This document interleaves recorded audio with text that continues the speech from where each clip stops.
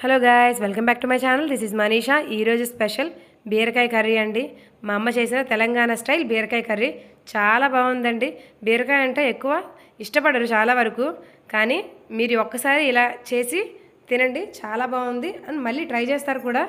ముందుగా నేనైతే 1/2 కేజీ బీరకాయలు తీసుకున్నాను, 2 ఆనియన్స్, ఒక 5 పచ్చిమిరపకాయలు అలా చీల్చుకున్నాను. ఈ చిన్న చిన్న పీసెస్గానే కట్ చేసుకోవాలండి బీరకాయలు. తర్వాత ఒక బాండి పెట్టుకొని స్టవ్ ఆన్ చేసి ఇట్లా ఆయిల్ హీట్ అయిన తర్వాత జీలకర్ర, తాలింపు గింజలు వేసుకొని చక్కగా ఫ్రై అవనివ్వాలండి. ఇదంతా మీడియం ఫ్లేమ్లోనే వండుకోవాలండి కర్రీ అయితే. తర్వాత మనం కట్ చేసి పెట్టుకున్న ఉల్లిపాయలు, దాంట్లో కొంచెం ఉప్పు, పసుపు వేసిందండి.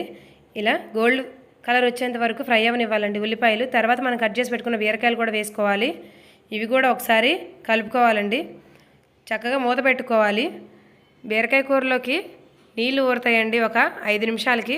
చూసారు కదా, ఇలా నీళ్ళు ఊరిన తర్వాత ఒక 1/2 స్పూన్ అయితే మా అమ్మ అల్లం వెల్లిపాయ పేస్ట్ వేసిందండి. మన వైపు మనం నార్మల్గా చేసుకుంటాం, తెలంగాణ వైపు ఇలా మసాలాలు దట్టిస్తారు, చాలా బాగుంటుందండి, ట్రై చేయండి. అలాగే 1 స్పూన్ కారం కూడా వేసింది, ఒక 1/2 స్పూను గరం మసాలా పౌడర్ కూడా వేసిందండి. ఇలా ఒకసారి మిక్స్ చేసుకోవాలి ఇదంతా. ఈ నీళ్ళన్నీ ఎగిరి నూనె అంతా బయటకు వచ్చేంత వరకు చక్కగా ఫ్రై అవనివ్వాలి కర్రీ. మీడియం ఫ్లేమ్లో కొంచెం సేపు మూత పెట్టుకొని తర్వాత తీసేయాలండి. మళ్ళీ నీళ్ళన్నీ ఊరుతూనే ఉంటాయి. సో ఒక 10 నిమిషాలు మూత పెట్టుకున్న తర్వాత తీసేసిన తర్వాత ఇలా ఆయిల్ అంతా బయటకు వచ్చేంత వరకు ఫ్రై అవనివ్వాలి. అంతే, చాలా సింపుల్ కదండి. మీరు ట్రై చేస్తారు కదా. Thank you guys, thanks for watching. Please like, share, subscribe and hit the bell icon to watch